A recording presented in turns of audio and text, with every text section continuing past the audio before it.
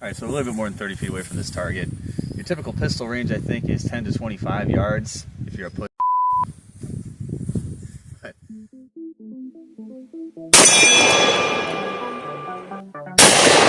This. Hit it.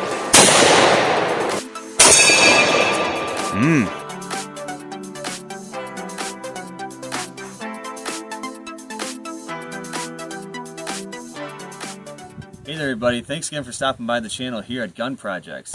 You know, if you're a returning viewer or a subscriber, we really appreciate you stopping back to see us. And if you're a new viewer, I don't know how you found our channel, but we're really glad that you did, and hopefully you become a subscriber and you like the content. So, today's kind of a momentous day for us because we finally have our first, well, and second, Hi-Point pistol.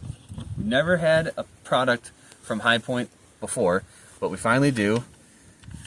This is our Hi-Point 45 caliber, or 45 ACP. It's clear. Just want to show you. Actually, the safety's on. It's clear. And then we have a little 380 over here that we'll get into that in a minute. We're primarily going to use this one today because it's so nice. This is such a nice gun. It's really in nice shape. There's only a few nicks and stuff on it. Camera might have a little bit hard time focusing, but we did not get this new. This was from an auction, and it's a special type of auction. We'll get into that in a second. So this is pretty big and heavy. A lot of people know that. They're also very cheap, which is why a lot of people like them and dislike them. But this being our first, it's just kind of funny that it's so nice, and it seemed to work for us pretty good so far. We've already shot it, and it works well. But we're going to go over a couple interesting things about it, and Hi-Point in general, the company. And this model in particular is called the model JHP. It stands for, according to the internet and Bing AI, it stands for Jumbo Heavy Pistol, which is exactly what this is. No, just kidding. There's a lot of discourse about what these titles on all the Hi-Points mean. A lot of times people would see on the Gen 1s like JCP or JHP on some of the guns, and modern ones you'll see YC. And apparently the true meaning of the JHP, the P is a newer addition to the JH and JC markings. That stands for polymer, because these Hi-Points originally were all metal frame as well, so they were way heavier back then. This is a polymer frame with a heavy metal cast slide, and it also has a fixed barrel, but we'll get into that later.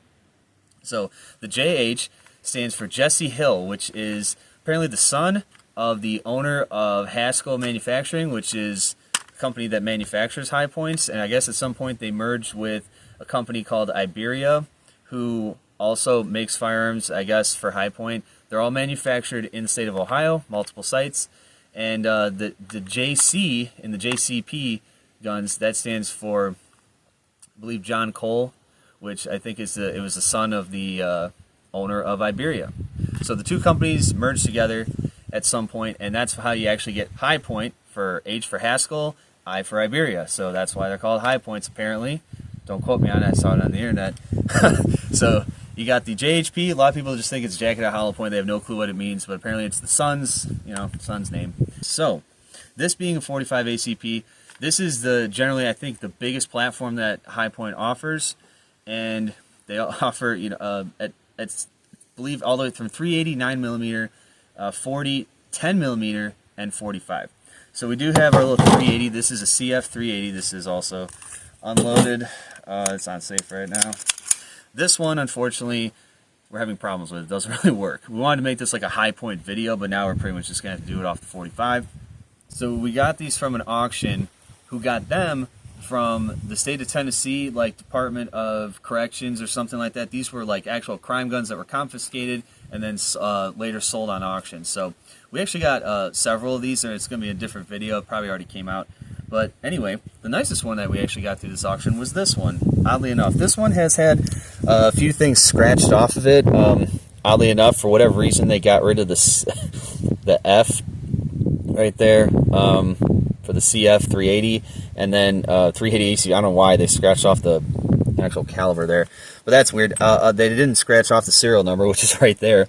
But if they did that, I don't think we would be able to buy it. I don't think they'd be able to sell it anymore with no serial number. So this thing, unfortunately, it's odd because the striker will drop when there's no magazine, and when there is a magazine, well, actually, there's no bolt hole or side release. So yeah, but when you, for some reason, when we put ammo in it and cock it, the trigger does nothing. There's no click, there's no nothing. We've tried it a ton of times. We have to take it apart probably to figure out what's going on, and to do that on these, it's not super complicated, but it's not as simple as some other firearms, and that's probably because of its, you know, its design. But anyway, what you're supposed to do is cock it back, and this is a safety lever. You flip it up into this little notch, and then it reveals a little pin down there where my thumb is. That's the first step, I believe, of taking these apart. You knock that pin out. I haven't made it too far into it yet, but we will eventually try and diagnose this one. But this one works good, so we're actually not going to take it apart for this video. Like I said, because we just have to get a little involved, and actually don't really know where our punch is right now, but that's okay. It's working great now. So why would you buy a High Point? And obviously most people know that they're pretty cheap, but a lot of people don't think they're that reliable. They have been known to have some feeding issues, slight jamming issues in the past. But the Gen 2s, you know, High Point makes a lot of Gen 2 versions of these guns now, and they do have some carbines and stuff like that. But it's supposed to be a little bit more reliable. They do look a little cooler than this, you know, pretty plain Jane version. This is a Gen 1. But actually, a lot of the newer versions are actually called like some of them are like the YC9 or YC380, which you're not even going to believe this. It actually stands for Yeet Cannon. So go figure. I mean, literally High Point jumping into meme culture there, naming their guns literally Yeet Cannons. That's pretty cool though. But anyway, this thing weighs like over 900 grams, I believe. I made a joke in a different video that it felt like it was as big as a Desert Eagle. I wouldn't know. I've never actually held a Desert Eagle, but Desert Eagles are like more than twice this size. But it has a 4.5-inch barrel. The slide obviously takes up most of the weight, and it's so heavy because, like I said, it's a cast slide, but it has to be heavy because these are actually blowback operated pistols, so it needs that additional weight to function properly. It's not like most of our like lock breech pistols that they can get away with a lot lighter slide. When you bought these guns new, they actually came with a ghost ring sight that you could put on as well. We didn't get that because it was obviously used. So yeah, you actually have some red dots on your rear sight there, and some nice yellow paint, and that actually is factory. I didn't think that was factory. I thought someone painted that, but that actually is how it comes there with that yellow paint. So it's actually really easy to pick up on your sight, on your target there. Your sight picture is actually not that bad with this pistol.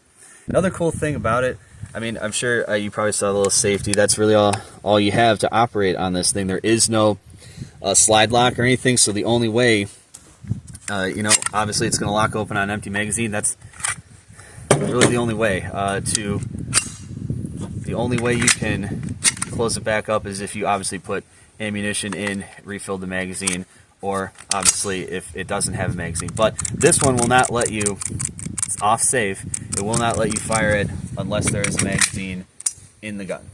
And the trigger pull, to be honest, is not that bad. I thought it was going to be a super hard trigger pull and be just like god awful, and it really isn't. So I'm going to actually try that. See if we can hear the click here. I mean, there's quite a bit of travel, but once you get past that and you get to the pull, it's not, I mean, it's not crisp, but it's not anything as bad as I thought it was going to be. It's unfortunately way too top heavy and front heavy, which kind of sucks. High Point, I guess, for their mission, you know, is being able to manufacture cheap guns. They definitely had to skimp a lot to make that happen, but I guess what they give you at the end of the day isn't really all that bad and decently reliable and functional and stuff. And they're not that bad. I mean, they could look a lot worse. I guess they could have done. I mean, some of the odd looks is design choices that they had to make them affordable. But an interesting thing about High Point, apparently they have a no questions asked warranty, and they do free repairs for the lifetime of the firearm, not just for the original purchaser of the firearm, which is crazy. I mean, I might have to fact check that, but I mean, I cannot believe that is true. But 'Cause most firearms companies, they will offer a warranty for only the original purchaser, and depending on what it is, it may be covered for free. Sometimes, you know, if you wanted to send it to them for whatever, you claim you have an issue, maybe they have to see about it first before they'll cover it. So if that is true, that is crazy. So that's really awesome of High Point if they do that. And, you know, just awesome in general that they make, I mean, I think originally you could get these for around $150. Nowadays, I mean, I'm kind of seeing like the MSRP is probably around like 200, but a lot of companies are selling even the Gen 2s for, well, much less than that. So you can get a pretty damn functional pistol for under 200 bucks. And even the new ones actually look pretty cool. I mean, this is pretty plain looking and bulky, but I mean, the new ones are still bulky, but they look a little better. So it's interesting. I mean, no matter who you are, you know, young, old, rich, poor, mainly, you know, lower income people who want to protect themselves or have something to protect, you know, their family, their house, whatever. You wouldn't want to necessarily carry this. I don't think it's a little too heavy, so maybe not the best for a carry gun. Now, they are nice enough to give you some serrations on the 50-pound slide. Ugh, God damn it! But they're not too. I mean, they're deep. But I'll tell you, it's like this big rail right here on the side of the. I don't know what it is. Just some extra weight that they had to put in there for. That is like in the way. I mean, it's kind of hard to. You know, I want to put my fingers in the middle, and you kind of have to put them on this edge, and they kind of slip off. So, you know, and this is not easy to pull back. I mean, decently hard recoil spring that you're fighting, and it's just so heavy. So that doesn't help either. Now, the grip isn't very nice either, to be honest. And when we got this, it did have a rubber grip. Someone had put on like an aftermarket that had more finger grooves or more distended finger grooves and stuff. We took it off just so you guys could see what the gun looks like in its natural state. Like I said, it has a single stack magazine. And I'm trying to think of another popular 45 that is heavy and a lot of metal that has a single stack mag that carries 45 that actually has more than this. I really can't. I mean, I'm sure there are high capacity Glocks and stuff that have more, but obviously that's like 3 or 4 times the price of what you get one of these for. And 1911s, hey, they're single stack too. They don't carry much ammo. I think they might max around 8 or something. This carries 9, and it's yeah, even like a cheap 1911 this is going to be easily half the price. So, and cheap 1911s, you can get in trouble buying those, not legally, but sometimes they're a little finicky and can have some problems. And actually, I got one, it's got some problems, and it was cheap, but I still spent $380 on that thing. MSRP was like $450. Had problems, decent quality, but you know, you're still only getting the 8 rounds. But 1911 though, people do carry. They like to carry them. This, like I said, probably wouldn't want to carry this necessarily. But the capacity's not bad for 45. Okay, so we all know that criminals don't like to pay a lot of money for guns. Sometimes they like to get expensive guns for cheap or free because they steal them.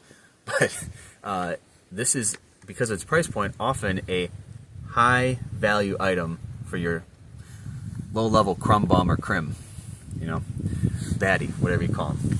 Not that type of baddie, but yeah. So a lot of times, and that's why there's so many High Points at some of these auctions, these police auctions. You often see them because oftentimes criminals aren't smart and they get caught, and then the gun gets taken away, and then people like us buy them. Really, these serrations and the front heaviness is the only things I really don't like. I mean, the grip is just average, but hey, they had to do a lot of cost cutting, and they actually ended up giving you a pretty damn good gun for the price. So love it or hate it, we haven't had problems with it so far. I don't want to hear about you having problems with it because, you know, you're not carrying this thing probably. So shut the hell up. Anyway, skeletonized trigger. I forgot to. That's standard. That's a high dollar feature. Just kidding. That is how it comes though. You know, you can see the nice machining marks. They definitely did a great polish job on the head on the barrel there. I'm just kidding. But anyway, we'll load up some 45. We have one steel target to shoot at right now because we're poor. We don't have other targets to shoot at, but far enough away it'll be okay. Gonna take some shots with it. They say that the high weight and size and everything and the blowback nature actually helps it get less felt recoil. I've not found that to be the case. It still wallops, kind of, which I wasn't expecting. But we're going to see that in a second, so I'll load it up.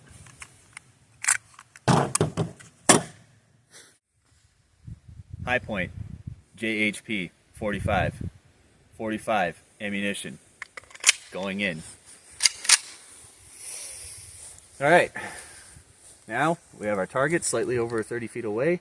Good sight picture, got my nice, missed, hit it, missed it.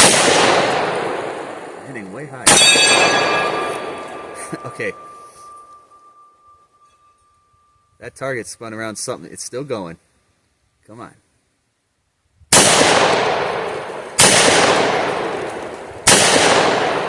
Ah. That target's moving around a lot. It's hard to hit it when it's moving. Guess I should have paused. Ironically, shooting lawman ammunition today out of a crime gun. Take your aim.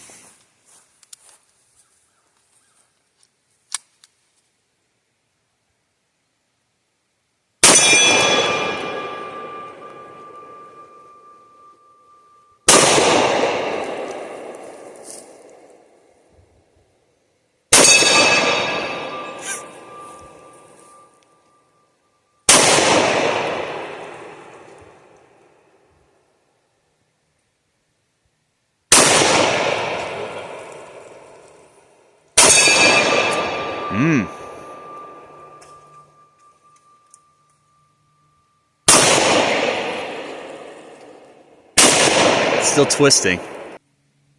Put that VCR down. Yeah. Put that VCR down. Should probably be a bit louder with the criminals. Got it.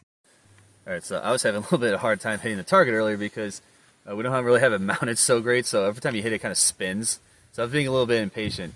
So, but yeah, supposedly the fact that this has a fixed barrel increases the accuracy with it. So these are, I guess, supposed to be pretty accurate. I'm going to try again. And the wind's not going to help me. Yeah, the trigger pull is not fantastic, but it's okay. Okay, so looks like we are having to aim a little low. Yeah. Yeah, I'm aiming about 6 inches low and hitting slightly to the left. Well, that's where all of our shots hit, actually.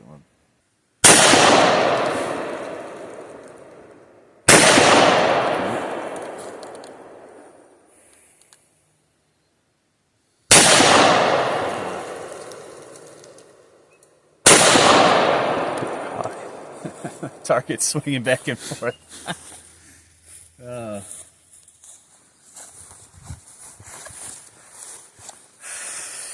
I want to hit it more. Damn it. High point time.